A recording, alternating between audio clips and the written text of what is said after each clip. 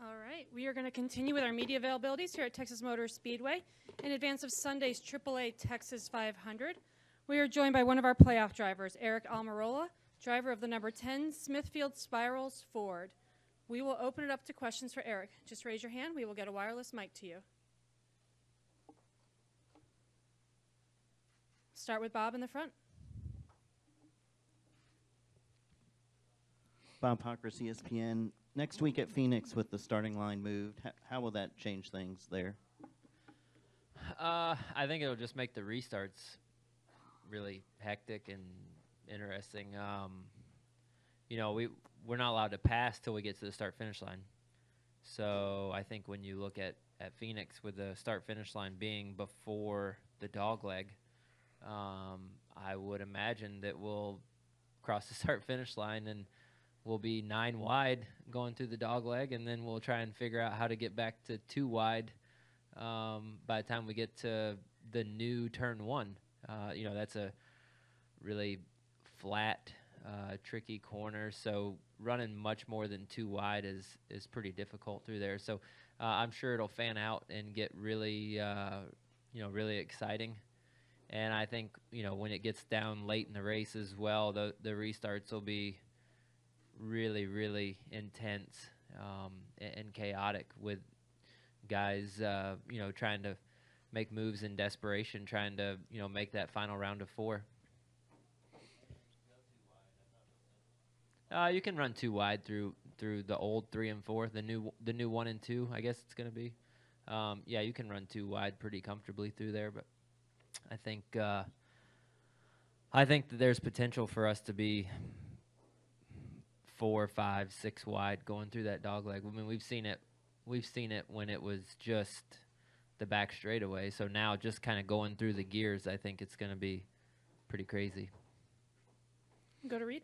Reed Spencer with the NASCAR Wire. You won at Talladega when you had to. Do you feel like you're sort of back in that position again, having to win one of the next 2? Yeah, I feel like the situation we were in going into the playoffs, that really the only round that I felt like we could make it through on points was the first round.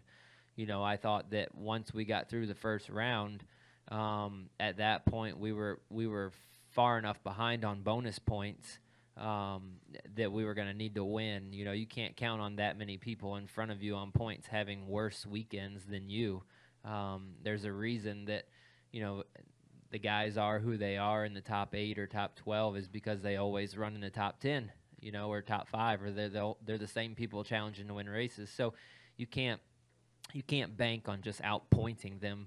And again, we're in a similar situation where we're showing up here, and I think we're 50 points out. You're not going to make that up in 2 weeks. So I think it's pretty plain and simple for us. We just got to go win.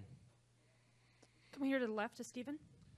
Just want to ask you, since you've been part of this team, what has it meant with Clint, Kevin, and Kurt? I mean, we don't even know what Kurt's future is, but just being teammates with them and what it's meant, what each of those guys are like for you. Well, it's been incredible to have their experience. You look at Kevin and Kurt, they're champions, and to be able to lean on them and to learn from them and study their not only their driving techniques, but just everything about the way that they approach the weekend, the way that they approach practice, the way that they debrief, after final practice on Saturday, and the things that they're looking for out of their race cars on Saturday to make sure that they're good on Sunday. They have so much knowledge and so much history at all these racetracks that they know what they're looking for. They know the feel that they're looking for. And then you got Clint, who's obviously been very successful in our sport, won a bunch of races, challenged for a championship a few times. I think he's came up just barely short. I think he's finished 2nd or 3rd in the points on a couple different occasions. So just really talented race car drivers, and I get to work alongside them and learn from them. And I'm the youngest guy of the group, so it feels nice to be able to have that experience to lean on. Additional questions for Aric? Over here to Woody in the front.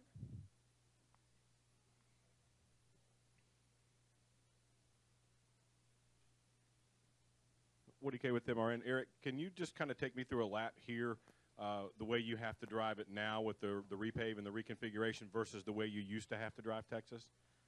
Yeah, so the Texas of a few years ago, you know, was really fast, but then the tires started to wear out. The pavement was, you know, starting to get abrasive and wear on the tires, you know, similar to like an Atlanta, Chicago type place. And then now they've reconfigured the track and repaved it, so the tires don't wear out, and we're going insanely fast around this place. And in turn 3 and 4, there's just so much grip, and you know that the bottom is the fastest way around the racetrack right now because the repave. There's so much grip there, and you kind of have to run in the rubber. Wherever the rubber's not laid down, the track is very slick. And then turn 1 and 2 is weird because you're going so fast when you get there, and then with the reduced banking, with the reconfiguration, in a way, you kind of have to tiptoe through there. You know, most mile-and-a-half racetracks we go to, you're just really aggressive, and you know, you rifle the car off into the corner, and the banking kind of holds the car, and you kind of just get after it. Well, you do that in turn 3 and 4 here, but then turn 1 and 2, you know, you're running 210 miles an hour, 212 miles an hour when you get there, and then you kind of have to let way out of the gas and use some brake and kind of tiptoe through there because it's so flat. The car is just not as stuck to the racetrack. And then with it being a repave, you know, you kind of have to wait for the track to rubber in before you can even really try to attack it. And when I say attack it, it's very cautiously. Anything else for Aric? All right, Aric, thanks for joining us. Yep, Good luck thanks, on Sunday. guys.